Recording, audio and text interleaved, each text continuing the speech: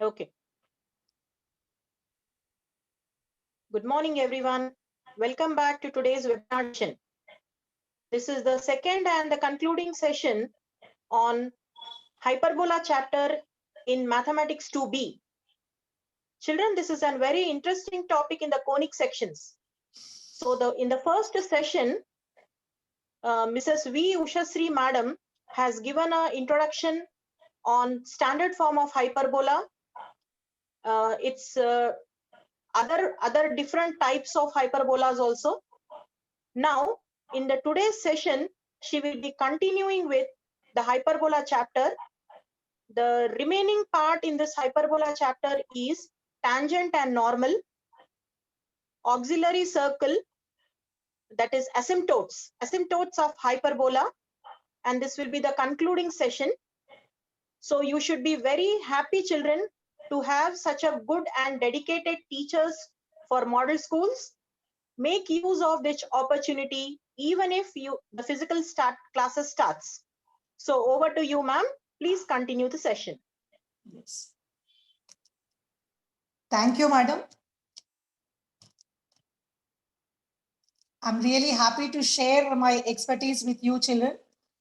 Hyperbola. This is the concluding session of the conic hyperbola, right?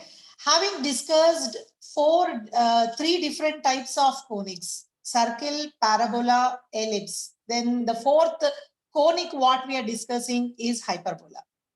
And of course, we are deciding the conics based on the value of eccentricity, which is a constant, right? So we will be discussing hyperbola in detail, and of course we will be concluding. Now, what we have discussed previously for the conics, circle, parabola, and ellipse, we will also do that here. Apart from that, we will be looking into certain new concepts which are dealt only for a hyperbola. Now, in the first session of hyperbola, children, we have seen different forms of hyperbola, and we have seen a comparative study of ellipse and hyperbola. All right. Now, this ellipse and hyperbola, when we compare, ellipse equation is x square by a square plus y square by b square is equal to 1. But what is hyperbola equation? It is x square by a square minus y square by b square is equal to 1. Isn't it? And when we see the conjugate form of an ellipse, we have seen x square by a square plus y square by b square is equal to 1 only. But there was a change where in the comparison of a and b values, the major and minor axis in the case of an ellipse. But in hyperbola, in the conjugate form, we will see x square by a square minus y square by b square is equal to minus 1. That minus 1 concept we didn't see in ellipse. So there is a little difference between both of them that you need to take care of when you deal with hyperbola. Not only this, children, we have seen hyperbola with center 0, 0 and also center h, k. Nothing changes when the center is changing except the numerators of the terms in the equation of the hyperbola. That is x minus h whole square by a square minus y minus k by y minus k whole square by b square equal to 1. So that is the only change what you see when the center is changing. Isn't it? So having discussed all that, today, quickly we will look on to the concepts, what you have seen previously, and of course, certain new things also. Now, today's concepts. What are today's concepts? We'll see the notation. Notation S equal to 0, S1 equal to 0, S is equal to S11. This type of notations we have been looking into right from the circles topic. Isn't it? Now, S equal to 0 was changing with the conic. Excuse me, madam. Madam. Madam, your screen sharing is not visible. It is not running. The slide is not running. Please check. Now, is that okay? We are stuck at today's concepts notation. Yes. Yes, yes. Yes. Just Okay. please continue. Yes, thank you. Now, when we talk of notation, children, as I was mentioning, the notation is changing. Notation is changing from conic to conic, isn't it? Now we have seen S is equal to x square plus y square plus 2gx plus 2fy plus c. And we have seen S is equal to y square minus 4ax in the case of parabola. We have seen S is equal to x square by a square plus y square by b square minus 1 in the case of ellipse. Now in hyperbola also, definitely we'll have some notation that we will look into. Then we will talk something about rectangular hyperbola. This we didn't see in previous conics. Then we have seen auxiliary circle and direct circle in the case of an ellipse. Here also we will discuss regarding this. Of course, the parametric form of all the conics we have discussed, here also we are discussing. And then tangent and normal to the hyperbola. We will discuss that. And a new term, which is asymptotes of a hyperbola. We'll talk about this. This is an important thing which you need to know. And of course, when we discuss all this, we need to look into some problems also, isn't it? So we will solve some problems relating to all the concepts which we are discussing today.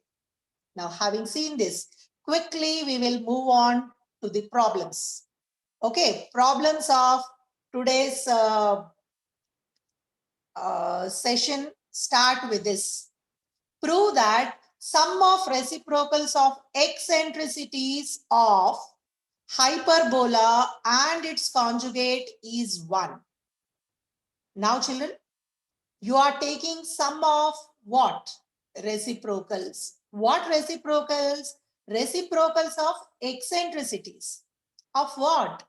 Eccentricities of hyperbola and its conjugate.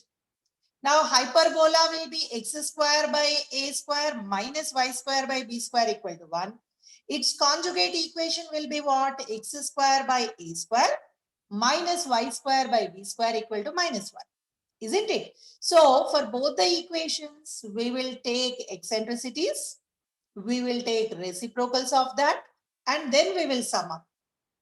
Now, when you sum up, you have to show that it is equal to 1. This is the meaning of the question which is given to you.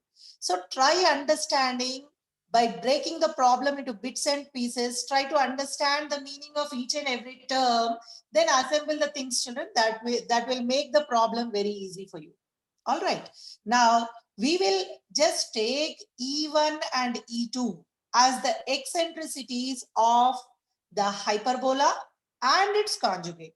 So, as I was mentioning, S is equal to x square by a square minus y square by b square is equal to 1 is the hyperbola equation, which is a standard hyperbola equation. Remember this.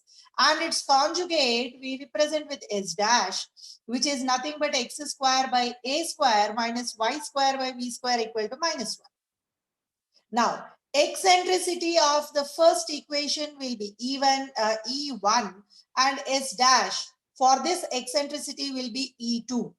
All right. Now, how will be the eccentricities given to you? E1 is equal to root of a square plus b square by a square will be the eccentricity according to the formulas what we have seen in the first session. All right. Now for the conjugate, what is the difference, children? Only thing is the denominator changes. Because this is the conjugate form, here you are getting it as b square in the denominator. Now what is that we need to do? We need to take the reciprocals of this eccentricities. So, and yeah, so we'll just continue. 1 by E1 square plus 1 by E2 square when you calculate, there is a small change in the question. Prove that sum of the reciprocals of squares of eccentricity would be an appropriate question over here. So 1 by E1 square plus 1 by E2 square. Now 1 by E1 square when you take, children, E1 square when you take, the root gets cancelled. And you are taking reciprocal of that. So it becomes A square by A square plus B square. And likewise, what happens to this? Here it becomes B square by A square plus B square. Just we will substitute that. A square by A square plus B square plus B square by A square plus B square. Now, what is the LCM you have? You have it as A square plus B square as your LCM. In the numerator also, you will be getting the same thing, which gets cancelled and it gives you the answer as 1. So sum of the reciprocals of squares of the eccentricities of hyperbola and its conjugate is 1. Okay. Now the next question what we see is, if the eccentricity of a hyperbola is 5 by 4, eccentricity is given to you, then find the eccentricity of its conjugate hyperbola. Conjugate hyperbola will just we will have to calculate the eccentricity. All right, now what is given to you, children? Let us say the eccentricity of the hyperbola is even, like what we have seen the previous case, and conjugate hyperbola, its eccentricity will consider it as E2. All right, so we will just start saying the assumptions, like let eccentricity of the hyperbola be E1, which is equal to 5 by 4, and eccentricity of the conjugate hyperbola is E2. Okay, we are assuming that. Now, according to the statement, if E1 and E2 are the eccentricities of the hyperbola and its conjugate hyperbola, then we have a statement just now we have derived. What is that? We have 1 by E1 square plus 1 by E2 square is equal to 1. This problem is the application of the previous problem. Previous one was giving you a statement. Now, if you can remember that statement 1 by E1 square plus 1 by E2 square equal to 1, it will be very easy for you to solve any multiple choice questions. All right. So now just we will go for substitution. So 1 by E1 is nothing but 5 by 4. So 5 by 4 whole square plus 1 by E2 square. E2 we don't know. We need to find out, isn't it? This is equal to 1. So now 1 by E2 square can be taken as 1 minus. Now here it's a reciprocal. You need to take the reciprocal of this. So this becomes what? This is 25 by 16 in the denominator. So the reciprocal of this gives you 16 by 25, which is nothing but 9 by 25. E2 square, we can say 1 by E2 square is 9 by 25. So E2 square will be 25 by 9. Therefore, we can say E2 is equal to 5 by 3. Now in MSET and also in IIT mains, from this topic, you will get 1 or maximum 2 questions, and they will be direct questions and application of this type of formulae only. Okay, so please make a note of this. 1 by E1 square plus 1 by E2 square is equal to 1. All right, now quickly we will look into the notation which we are going to use in this chapter or in this topic hyperbola. Now S is equal to x square by a square minus y square by b square minus 1 will be S. Now if we talk of S11, S11 will be x1 square by a square minus y1 square by b square minus 1. Then S1 when we take, it will be xx1 by a square minus y1 by b square minus 1. And S12 is nothing but x1, x2 by a square minus y1, y2 by b square minus 1. Okay, there is a small change over here. Just make a note of this. Here it should be a minus sign. All right. Now, these are all the notations what we have seen in the previous phonics also. The same thing we are following. That's it. Okay. Now, we have seen position of a point. Position of the point in case of previous phonics. Here again, if a point P is on the conic S is equal to 0, which is hyperbola over here, then the point P will be on the hyperbola if S11 is equal to 0. If S11 is equal to 0, the point will be on the hyperbola. If S11 is greater than 0, then it will be inside the hyperbola. If it is less than 0, S11 is less than 0, then the point will be outside the hyperbola. So I just want you to make a point where it is differing in the case of ellipse and hyperbola. Okay, so just make a note of this. Sometimes you may come across some questions which will deal with 2 marks on this concept. Okay, now the next one which we are going to see is auxiliary circle. Now children, when I was talking regarding this auxiliary circle, when I was mentioning when I was taking up the topic in ellipse, I said auxiliary circle, it is a locus of feet of the perpendiculars drawn from foci to any tangent to an ellipse, which is a circle and concentric to the ellipse. This was another definition for auxiliary circle. And one more definition what we have seen. The circle which is described by taking described on the major axis as the diameter of an ellipse is nothing but auxiliary circle. Diameter is taken as the major axis to draw this circle. Then we called it as auxiliary circle in that case. And we have seen another definition and also the proof of that. Locus of feet of the perpendiculars which are drawn from foci to any tangent, isn't it? So likewise, the same definition we will follow even here also. Now the circle which is described on the transverse axis of the hyperbola. Now transverse axis is something like major axis what we have seen in ellipse. So don't get confused, children.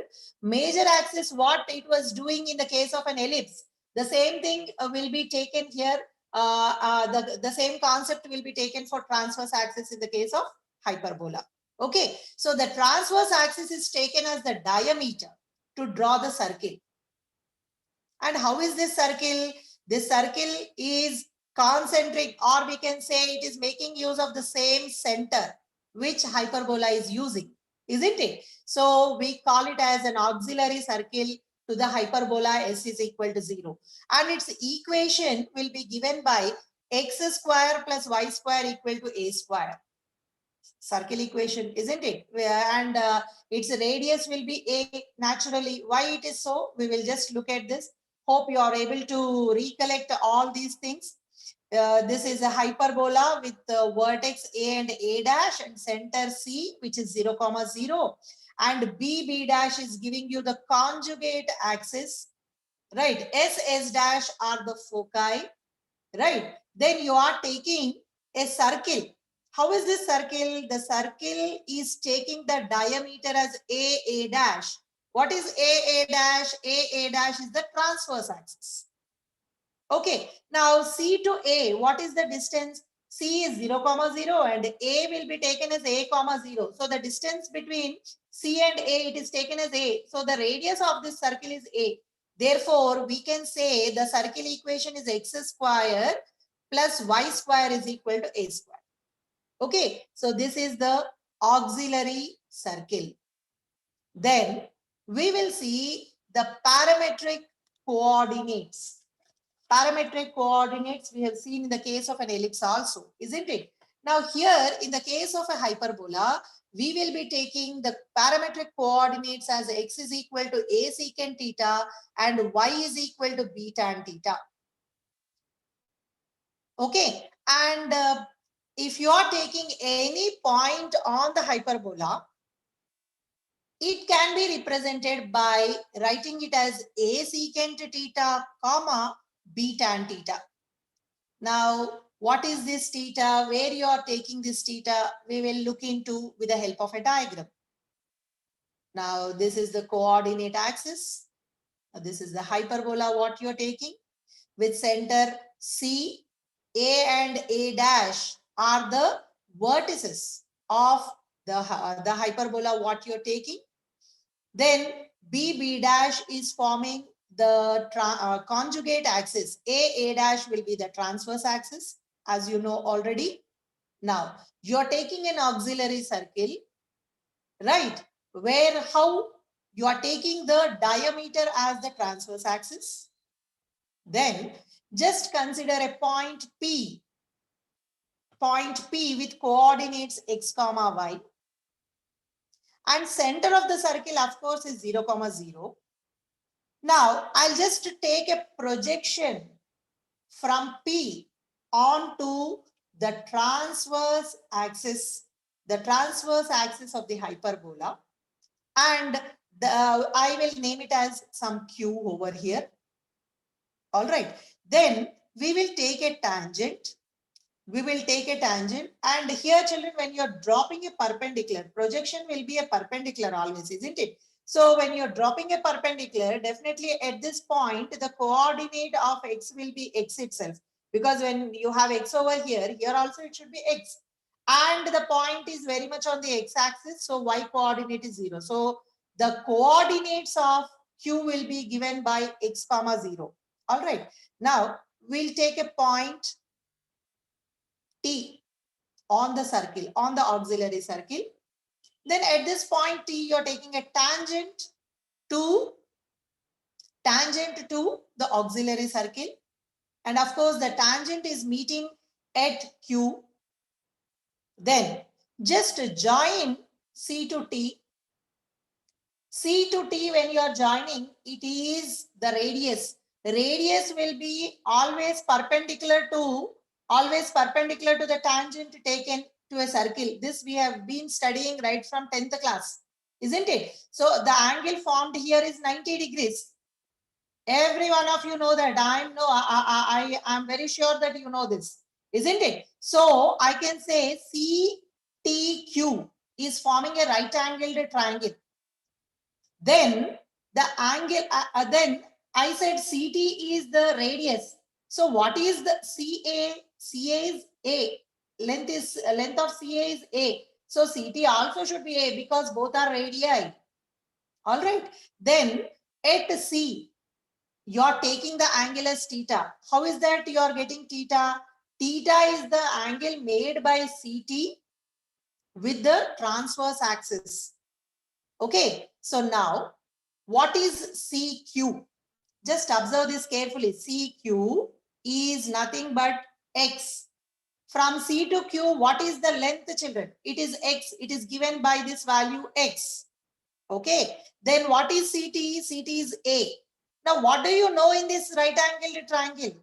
You know hypotenuse, right? Since you are taking this as the angle, then this side CT will be the adjacent side and QT will be the opposite side. Hope you are able to catch this. Then we will try to take a trigonometric ratio which is relating adjacent and hypotenuse. Adjacent and hypotenuse we can relate only by taking cos or secant, isn't it? Cosine or secant will relate adjacent and hypotenuse. Therefore, where is x, children? This is CQ is x. So you will be getting cos theta is equal to A by x, or I can say x is equal to A secant theta by converting cos in terms of secant. X value can be calculated from the the concept of sine and cos by considering the triangle CTQ. Once we get x is equal to A secant theta, just take that value and substitute in the hyperbola equation, standard hyperbola equation. Then you will be getting it as y is equal to b tan theta. Got it? This is how we are getting x is equal to a secant theta and y is equal to b tan theta. Now, I just wanted to disseminate this to you children. No one will ask you all this. But without knowing the ground realities, if you just build up the concept, I don't think it is preferable as a math student, isn't it? So here theta will be considered as the parameter because we are trying to represent every value in terms of theta. Okay, this is about the parametric form. Now, the director circle. Now, director circle of an ellipse we have discussed enough, and we will also talk about this today also with hyperbola. The locus of point of intersection of perpendicular tangents to the hyperbola is a circle concentric with hyperbola. This circle is called the director circle of the hyperbola. S is equal to 0, whatever S you are taking. Right, children? And from the diagram, it is very much clear. It's shown very clearly. You are taking a hyperbola with center C. S and S dash, of course, they are the foci. A dash represents the transverse axis. And the conjugate axis will be taken as B dash, of course. We are taking the coordinate axis itself. That's why the center is 0, 0. Now I am trying to take the perpendicular tangents only. That means the tangents which make 90 degrees angle with each other. Such type of tangents to this circle,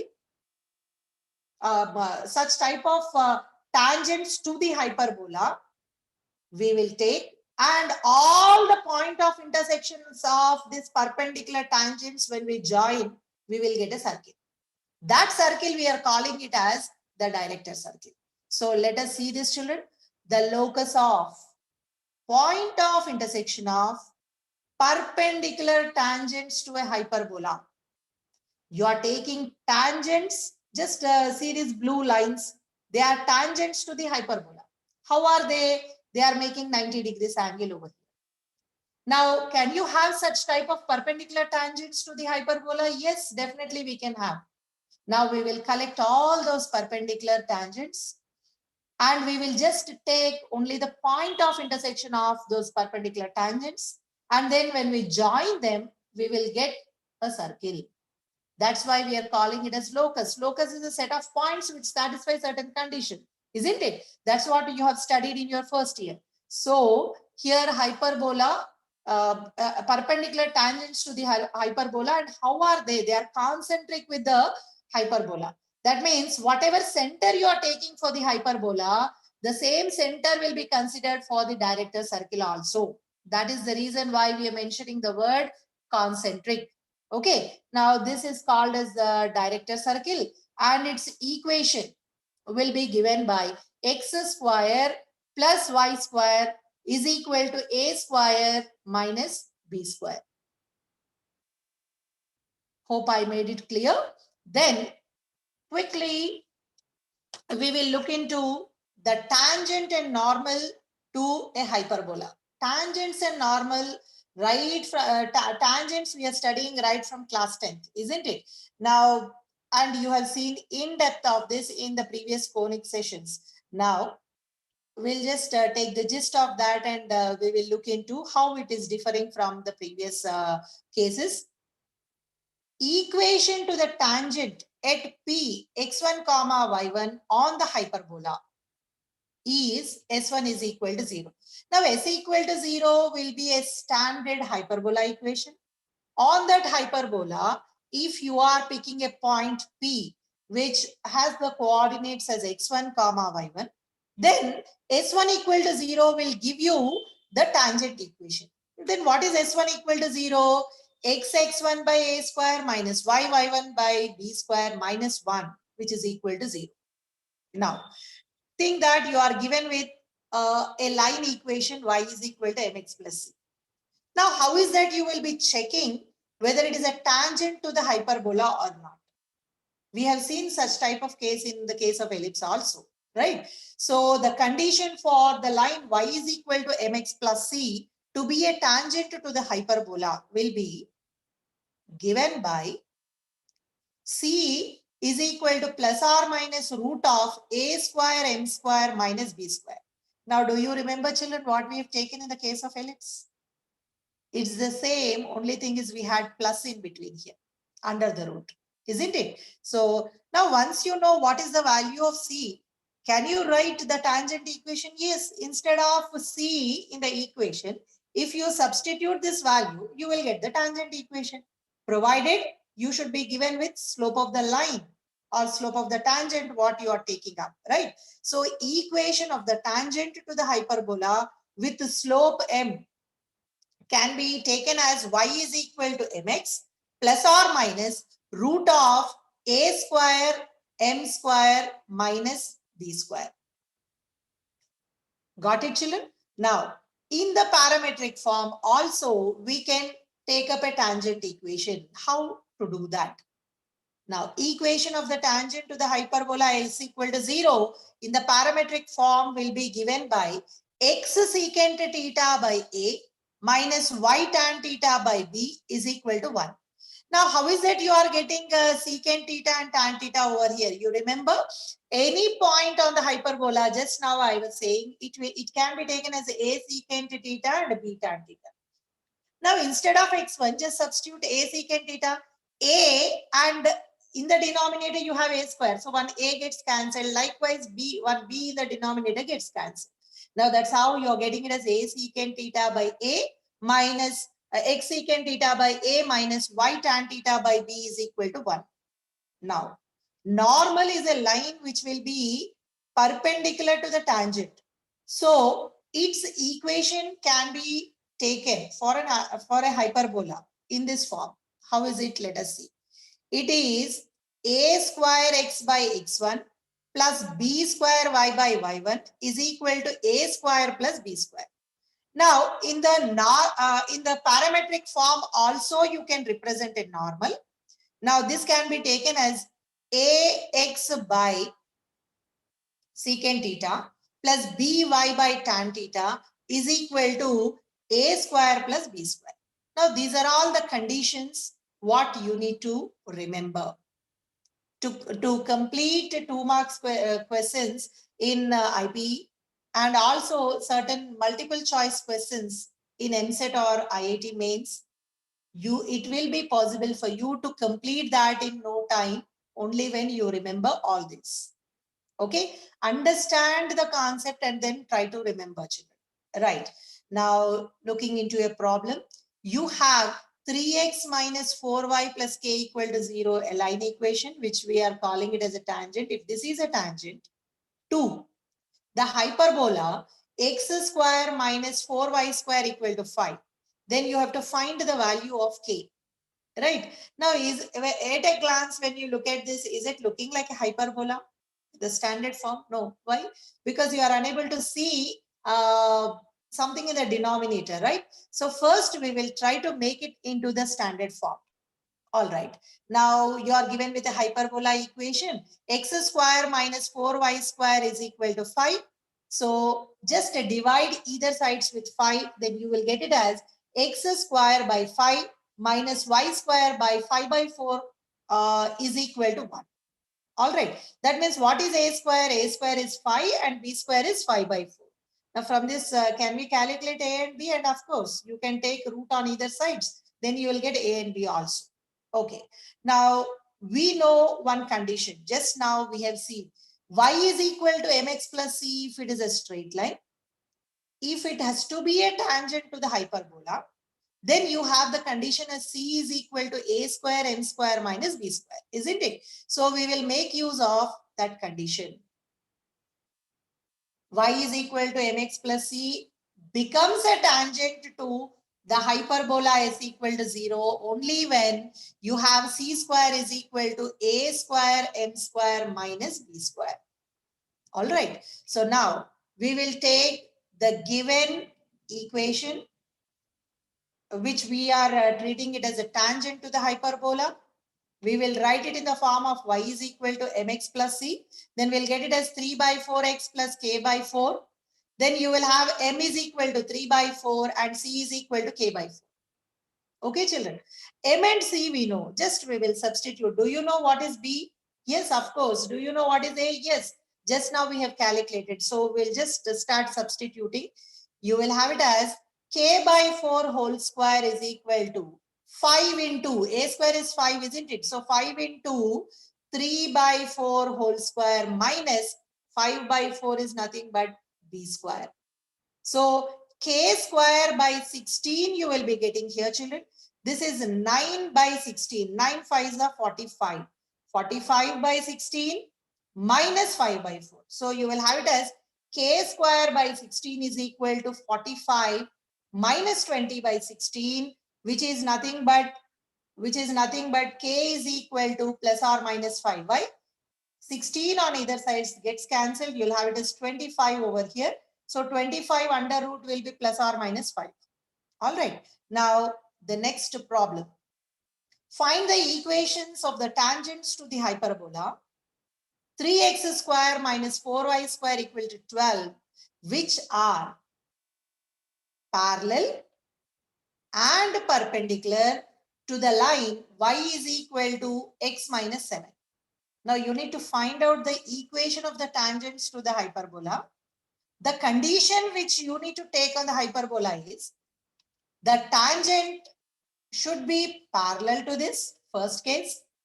The tangent what you're taking should be perpendicular to this line, the second case. In either cases, how will be the tangent equations? That's what is the question. Okay, first we will take the hyperbola equation. We will write it in the standard form. That is x square by 4 minus y square by 3 is equal to 1. Therefore, we will be getting a square equal to 4 and b square is equal to 3. All right. Now, you are given with a line y is equal to x minus 7. Can you tell me what is the slope of this line? It is very much in y is equal to mx plus c form. So directly you can tell m, isn't it? The slope. Yes, you are right. M is nothing but 1. Slope of the given line is 1. All right. Now, when you know slope, when you know a square and b square, and when you know the constant also, you can very well write the equation of the tangents. Okay. So, according to the formula, equations of the tangents to a hyperbola will be y is equal to mx plus or minus root of a square m square minus b square. All right, children. So we'll just go by substitution of the values. Only thing is you need to take care of certain things. What is it? How is the line? The line what you are taking should be parallel to the tangent what you are taking. When two lines are parallel, their slopes also will be equal, isn't it? So the required tangent will be taking the value of slope as 1 because it is parallel to y is equal to x minus 7. All right. So just we will substitute these values in this formula. That is y is equal to 1 into x plus or minus root of 4 into 1 minus 3, which is nothing but y is equal to x plus or minus 1. Why this plus or minus? Did you get this point, children? He is asking for equation of tangents. He didn't mention tangent. All right. Now the second case what you're taking is the tangents are perpendicular to the line y is equal to x minus 7. Now when it is perpendicular, two lines will be perpendicular. It means that the product of their slope should be equal to minus 1. One slope is 1. The other slope should be minus 1. So the slope of the tangents which are required here in this case should be minus 1. Now again we will take the same formula and we will go for the substitution. Only thing is in case of m we are substituting minus 1. Then you will be getting it as y is equal to minus x plus or minus 1. Got it, children? So we will talk about the next topic, that is asymptotes of a hyperbola. What are asymptotes? First, we will see what exactly the definition is saying. the tangents at infinity to the hyperbola are called asymptotes of the hyperbola. And the equation 2, the pair of asymptotes of the hyperbola is equal to 0 is x square by a square minus y square by b square is equal to 1. Or it is looking like x by a whole square minus y by b whole square. So you can always write x by a plus y by b into x by a minus y by b equal to 0. Isn't it? So you can also write this as x by a plus or minus y by b, the product, which are either of them will be equal to 0. Now, what exactly it means, how it looks like, isn't it? Now we will take the help of the diagram. Now, children, when you talk of hyperbola, the blue, the structure, what you are seeing in blue, the two curves, these branches, they tend to infinity. Till where they go, we don't know. The branches of this hyperbola, they tend to infinity. At a point infinity, these lines, when they are meeting, they will be taken as asymptotes. Now, asymptotes are what? They are tangents only. But you cannot take the word simply tangent to this asymptote because it has got a special property. What is it? At some point infinity on the hyperbola, if the line is touching, then we call it as asymptote. At the same time, asymptotes, when you take, they will be considered in pairs. You will have pair of asymptotes. They are not taken singly. They are not taken in isolation. And these asymptotes, you take whatever hyperbola equation, whatever may be the center, whether it is 0, 0 or h, k, they need to pass through the center only. That is the condition what we have for an asymptote. Okay, so we will look into certain interesting concepts regarding this asymptotes. I am putting that under the heading note, which you need to know, isn't it? Now, what is the equation of a hyperbola, children? X square by a square minus y square by b square is equal to 1. Now, what is the equation to the pair of asymptotes? It is nothing but x square by a square minus y square by b square equal to 0. Just now we have seen. Now, are they not differing by constant? For hyperbola, you are getting it as equal to 1. For asymptotes, you are getting as equal to 0. Isn't it? So, equation is same. They are only differing by constant. So, we will say that the equation of the hyperbola and equation to the pair of asymptotes differ by a constant. And the asymptotes, what you have seen, they are equally inclined to the coordinate axis. If one is making 45 degrees angle, other one also should make 45 degrees angle with the coordinate axis. That means they are equally inclined. Okay, with the coordinate axis. Then the next point, what I would like to put here is the angle between any two asymptotes will be given by 2 tan inverse b by a. And hyperbola whose asymptotes are at right angles to each other will be a rectangular hyperbola. This is an interesting one. First of all, asymptotes are equally inclined. They will be passing through the center at whatever may be the type of hyperbola you have. And if at all they are perpendicular to each other, then the hyperbola what you are getting should be a rectangular hyperbola. Then what is this rectangular hyperbola? We will discuss. And asymptotes always pass through the origin. That's what I was mentioning. They pass through the center. Okay, right. Now the rectangular hyperbola. As I have mentioned, what is rectangular hyperbola? You need to know what is a rectangular hyperbola. If the length of transverse axis and the conjugate axis are equal for a given hyperbola s is equal to 0, when they will be equal, children? They will be equal only when The value of A and value of B both are equal, isn't it? So transverse axis is equal to conjugate axis. It says that A is equal to B. Then in that case, we can call it as a rectangular hyperbola. Now, equation of rectangular hyperbola will be given by x square minus y square is equal to a square.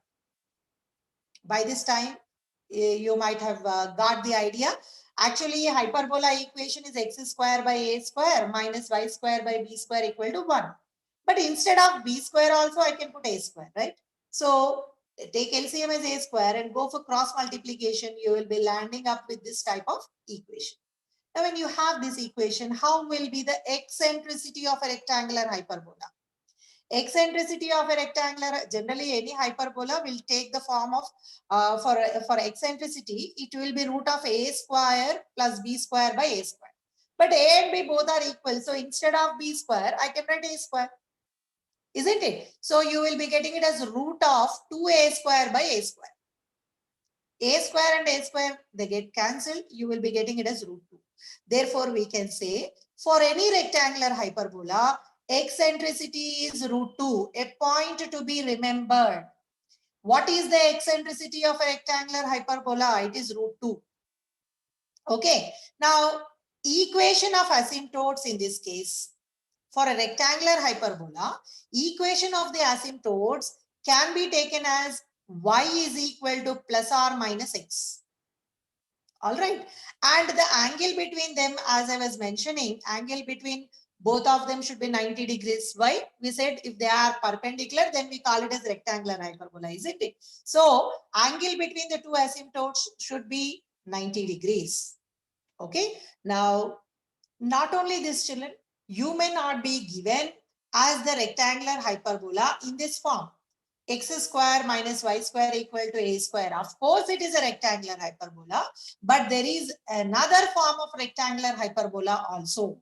How it will be? Now, this rectangular hyperbola, what you have, if the axis of this rectangular hyperbola, if you are rotating it by an angle of 45 degrees in the clockwise direction, then it will be transformed into another type, which we call it as, which will be in the form of xy is equal to c square.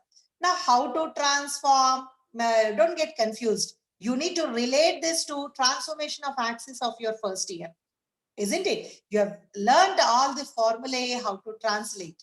All right. So if the axis of the rectangular hyperbola x square minus y square equal to a square is rotated through an angle of 45 degrees in the clockwise direction, then the equation what you are getting will be xy is equal to c square. Okay. Now, when xy is equal to c square, how the hyperbola looks like? This is the form of hyperbola what you will be getting in the case of xy is equal to c square. Okay. Then equation of the asymptotes in this case will be given by x equal to 0 and y equal to 0. Of course, the angle between both the asymptotes should be always 90. Then only we will call it as asymptote. And not only that, asymptote is also a tangent to the hyperbola at some infinity. That you need to remember. Now, children, by looking at this diagram, you should have recollected. I don't know, but at least some of you, I am optimistic that at least some of you can recollect this type of diagram. I myself have discussed this somewhere in the in one of the webinar session. Can you recollect that? Yes. When I was talking something about geometrical representation, this was the slide what I have used when I was discussing the geometrical representation of a complex number. Isn't it? If z is equal to x plus iy, and if the point P in the Argand plane represents z, then describe geometrically the locus of z satisfying the equations, that is imaginary part of z square equal to 4. Then instead of z, we have taken it as x plus iy, which is given to us in the problem.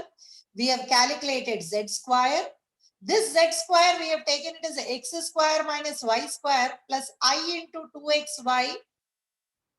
We have taken the real part and imaginary part in a separate form. That is, we are writing it as, we are writing in the form of a plus ib, which I was mentioning throughout the complex numbers topic, that any complex number concept when you are dealing with, first you try to reduce that into the a plus ib form and then proceed with your problem, isn't it?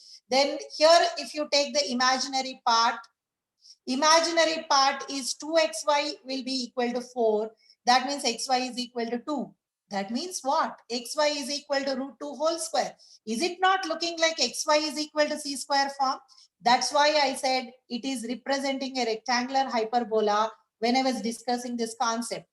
But at the same time, I said we will talk about this again when we deal with hyperbola. Now, luckily or unluckily, I am dealing with hyperbola. So I thought it will be pertinent to mention this example again. And this type of problem you can expect in IIT mains also. This is a connecting problem between complex numbers and the hyperbola concept. Okay. Having taken this, we will go with another problem. Z is equal to x plus iy is a complex number. If the imaginary part of z square is 32, then find the eccentricity of locus of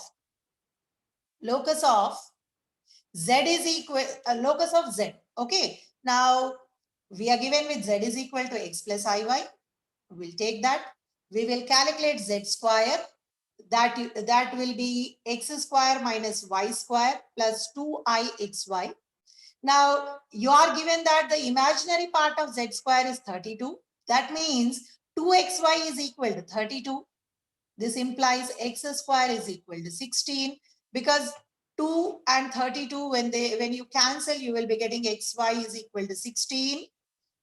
That means it is a rectangular hyperbola. Is it not, children? Right? xy is equal to 4 square. That means c square form. So clearly it is a rectangular hyperbola. This is also one of the problems which I have picked up in one of the papers. Okay. So here E is root 2. Why it is root 2? He is asking you to find out eccentricity. So you need not waste your time again. Why? Any rectangular hyperbola will take the eccentricity value as root 2. That's it. Now you have decided that it is a rectangular hyperbola. Then is it that you need to waste time again in calculation of E? Not required. You can directly write E is equal to root 2 as your answer. All right. Now, having taken that, quickly we will move to another important problem. A circle cuts the rectangular hyperbola xy is equal to 1 in the points xr comma yr, where r is taking the values as 1, 2, 3 and 4. We need to prove that x1, x2, x3, x4 product of this will be equal to product of y1, y2, y3, y4, which is also equal to 1. Now you have a circle. You have a circle which is cutting the rectangular hyperbola xy is equal to 1. At some points, he has given some points. Now, what are those points? x1, y1, x2, y2, x3, y3 and x4, y4. All right. Now, when you take xy is equal to 1, this hyperbola will take the center as 0, 0. And the circle what you are taking will have the same center what you are taking for hyperbola, because it is a rectangular hyperbola, and we will be taking the same. Then we will consider the circle as x square plus y square is equal to some a square. Okay. Now you are given with a hyperbola xy is equal to 1. You will consider a circle x square plus y square is equal to a square. Now we will take a point on the rectangular hyperbola. That point we are representing it with t comma 1 by t. Why you are taking t comma 1 by t? Again, an important one. Now, if I take the representation of x as some t, then just substitute t over here, children. Then what should be y? Y will be 1 by t. We are taking a generalized format for this point. The t can be anything, isn't it? So when you get value of t, automatically you will be getting 1 by t. All right. Now, here there is a clear mention that it is a rectangular hyperbola. That you need to remember always. Since the circle and the hyperbola, they are intersecting, t and 1 by t comma 1 by t should satisfy the equation of circle also. These two are intersecting. And you are taking these, intersecting at what? Intersecting at these points. So the points in the generalized, in the arbitrary form, we are taking it as t as 1, t comma 1 by t. All right. So when you take a point on that conic, it need to satisfy. Or when you take a point on any straight line, if the point is on the straight line, that point should satisfy. Not only conic, on a point on a straight line also. A point on the straight line should satisfy the straight line equation. Likewise, a point on any conic need to satisfy the conic equation also. Now, keeping this in mind, quickly t comma 1 by t we will substitute in the circle equation. Then what is that you will be getting? T square plus 1 by t square is equal to a square. Instead of x and y, we are substituting t and 1 by t. Then what is that you are getting? T power 4 minus a square t square plus t is equal to 1. What type of an equation is this, children? This type of equations you have seen in theory of equations. Already you have completed this in 2A, isn't it? This is a 4th degree polynomial equation. When you have a polynomial equation of 4th degree, then very clearly it will have 4 roots. It should have 4 roots. Then this equation, see, what are missing in this equation? Cubic term is missing. That x term is also missing. When they are missing, what does it mean? The coefficient of that is 0, isn't it? So you can also write this as t power 4 plus 0 into t cube minus a square t square plus 0 into t plus 1 equal to 0. Now, if it is a 4th degree equation, can you call it as a biquadratic equation? Yes. Now, you know S1, S2, S3 and S4. S1 is equal to minus P1, S2 is equal to P2, S3 is equal to minus P3 and S4 is equal to P4. These are the relations what we have deduced between the sum of the roots and the coefficients. Hope you remember all this, what we have discussed in theory of equations. All right. So we will be taking S4 here. That is T1, T2, T3, T4. If they are representing the roots of this equation, then T1, T2, T3, T4, when you take product of it, that is S4 is equal to 1. This one, the constant will give you the value of P4 over here. I am relating this problem with theory of equations. You please try to get connected with both the concepts, right? Now, you are given with x comma xr and yr as a coordinates. That means tr and 1 by tr, because x we are taking it as t and y we are taking it as 1 by t. Then r value, of course, will be taking as 1, 2, 3 and 4. Then x1, x2, x3, x4. When you take product of it, what it should be? It should be equal to t1, t2, t3, t4.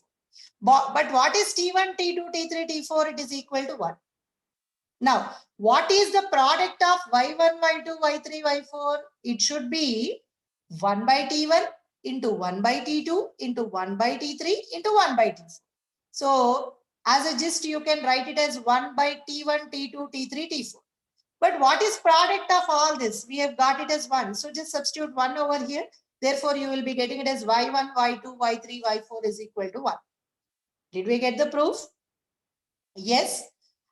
This is an important problem. For 4 marks, you can say. Then, the next one. This is equally important. And application of this will be seen in EAMCET and IIT mains also. a direct question on this. Show that angle between the two asymptotes of a hyperbola x square by a square minus y square by b square equal to 1 is 2 tan inverse b by a or 2 secant inverse e. All right, children, asymptotes. What will be the asymptote equations, children? X by a plus y by b equal to 0 is one asymptote equation. The other asymptote will be x by a minus y by b is equal to 0. All right. So we will just say asymptotes to the given hyperbola are x by a plus y by b equal to 0 and x by a minus y by b is equal to 0. Okay. Now these are the asymptotes. Now, generally when you represent, of course, asymptotes are tangents, but they are meeting at infinity. So when you represent that, just maintain a small gap between the curve of hyperbola and also this line. All right. Then this implies y is equal to plus or minus b by ax. How did I get this? I have taken it in the form of y is equal to mx plus c. Then you will be getting it as y is equal to plus or minus b by a into x. Then what will be tan theta? Tan theta should be b by a. Why? Slope is nothing but tan theta, children, isn't it? So tan theta is b by a. It implies theta is equal to tan inverse b by a. Now, angle between the asymptotes. Now, this is the angle which we are taking it as theta. Now, this is also theta, isn't it? When you are taking angle between the asymptotes, this whole thing should be considered. This is theta, this is also theta. So, angle between the asymptotes is 2 theta. Therefore, it is 2 tan inverse b by a. Now, we have an identity in trigonometry which relates tan theta. What is it? Secant square theta minus tan square theta is equal to 1. So, secant square theta is equal to what? 1 plus tan square theta. Isn't it? Now, just substitute the tan theta value over here. Then what is that you will be getting? 1 plus b square by a square. Take LCM, children. You will be getting it as a square plus b square by a square. Now, from the formula of eccentricity, you can always represent, replace this a square plus b square with a square e square. Why? E is equal to root of a square plus b square by a square. So take squaring on both sides and go for cross multiplication. You will be getting this. Then when a gets cancelled, you will be left with e square. Therefore, secant theta is nothing but e. That means theta is what? Secant inverse e. Therefore, angle between the asymptotes you can represent with 2 tan inverse b by a, or you can write it as 2 into secant inverse e. A very, very important formula which has got direct applications in MSET problems. So we will see a problem of that type. If the angle between the asymptotes is 30 degrees, that means theta is given to you. Then find its eccentricity. Very nice. Angle between the asymptotes. What is the formula we have seen? It is 2 secant inverse e. When you take 2 tan inverse b by a, you will not see e directly over there. But when you talk of e secant, 2 into secant inverse e, there you are finding e, right? So we choose the formula 2 secant inverse e. All right. Now, what is the angle given to you? 30 degrees. That means you are given that 2 secant inverse e is equal to 30 degrees. That means secant inverse e, cancel 2 and 30, gives you secant inverse e is 15. Then what is e? E is nothing but secant 15. So what is secant 15? It is nothing but 1 by cos 15. What is cos 15? Root 3 plus 1 by 2 root 2. You need to remember these formulas, children, isn't it? So root 3 plus 1 by 2 root 2, it gets reciprocated. So you will be getting as 2 root 2 by root 3 plus 1. Of course, you cannot have a third in the denominator. We will rationalize. After rationalization, we'll be left with root 6 minus root 2. Now, we will just substitute E is equal to secant 15. Instead of secant 15, we will take it as root 6 minus root 2. All right. So this is the answer. How much time you need to do this? If you know this formula, and of course you need to remember all the standard trigonometric values. It is a must. At least sine, cos and tan. All right. Now the next problem. Prove that the product of the perpendicular distances from any point on a hyperbola to its asymptotes is constant.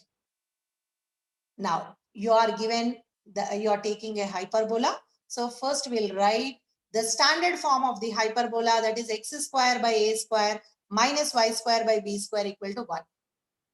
What is that we need to prove, children? We need to prove product of perpendicular distances from any point on the hyperbola. That means you are picking a point on the hyperbola. First, we will confine to that. So we will say that point as P of theta, which can be represented in the parametric form as a secant theta comma b tan theta, which is on the hyperbola. And he is talking something about asymptotes. So we will just take equation of the asymptotes as x by a plus y by b equal to 0 and x by a minus y by b equal to 0. Now again, coming to the problem, product of perpendicular distances from any point on the hyperbola to its asymptote. That means on the hyperbola, you are taking a point. From there, you are taking perpendicular distance to this asymptote and also this asymptote. Then you are taking product of both. That is the meaning. Now, after taking the product, how should be your answer? Your answer should be a constant. This is what we need to prove. Hope I made it very clear to you, right? So you know how to find out perpendicular distance of a straight line from a given point. In a straight lines topic of first year, you have studied this. So perpendicular distance for the first asymptote, that is x by a plus y by b equal to 0 from the point that is theta. When you take, it will be, how do you take, children? How do you take?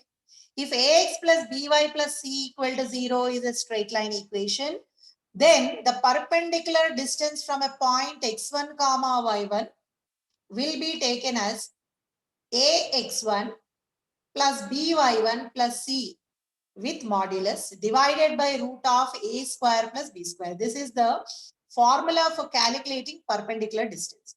Now the same thing we will follow. Only thing is the point is a secant theta and b tan theta. That's all. Will be the y coordinate. Okay. So here you are getting b into a secant theta plus a into b tan theta. Why so? When you take LCM and simplify, you will be getting this equation only. All right. So b into a secant theta plus a into b tan theta by root of a square plus b square. Now in both these terms, you have AB common. Take AB common, children. You will be having it as secant theta plus tan theta by root of a square plus b square. Now, perpendicular distance from p theta to x by a minus y by b equal to 0. You will get same equation except a minus sign in between. Except a minus sign in between. Isn't it? So here again, I would like to mention, because there is a chance of getting confused how you are getting this. Take LCM here. AB is the LCM. So you'll get bx plus ay. Go for cross multiplication. Bx plus ay is equal to 0 will be your equation. Then if bx plus ay is the equation, b into x1 plus a into y1 by b square plus a square under root. That is the formula. That's it. Okay. So here again, the same thing. AB will be taken common. And then you will be getting it as secant theta minus tan theta by root of a square plus b square. So what is that we need to take with? We need to multiply. That is the product of these two perpendicular distances we need to calculate. Okay. Now we will take product of perpendicular distances. First perpendicular distance is AB into secant theta plus tan theta divided by root of a square plus b square. And the second one is AB into secant theta minus tan theta by root of a square plus b square.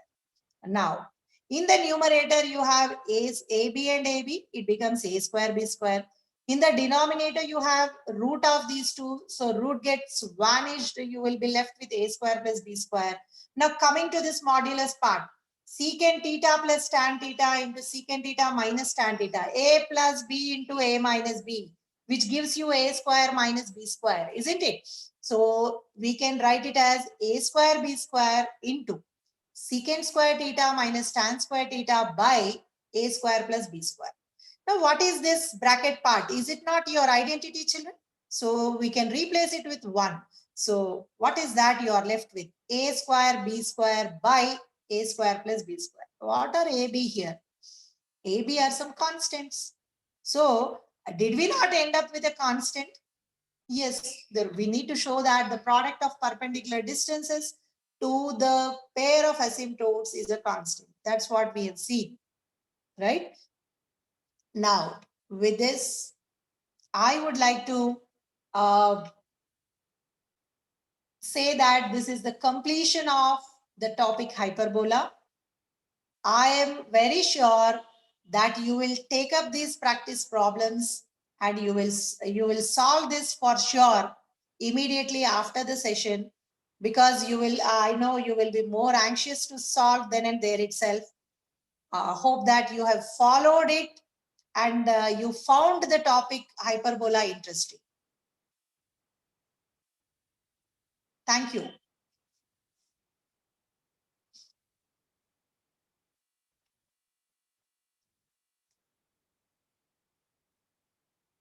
Madam?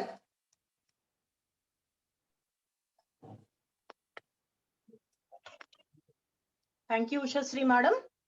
Thank you Thank for you. your elaborate and clear explanation. So I think children will be very much benefited from these topics, whatever you have taken, ma'am. Thank you, ma'am. With very dedication, you have told the lesson. Thank you so much. Thank you, ma'am.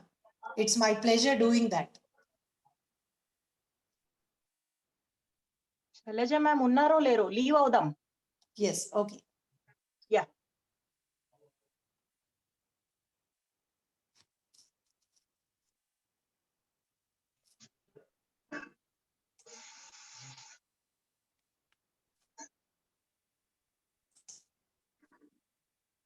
Thank you, madam. Thank you for the wonderful explanation you have rendered. Thank you, ma'am. Really, your expertise is seen in your presentation. Thank you, ma'am. Blessed the model school family to have such a great teacher. Thank you. Thank you so much. Thank you, children. Please revisit this session. Madam has in detail covered the topic. This explanation, I think it will clear all your doubts regarding hyperbola. If any further doubts, please revisit and prepare your own notes. As we all say, practice, practice. That makes you perfect in the concept. Yes. Thank you. Thank you, one and all. Thank you, ma'am.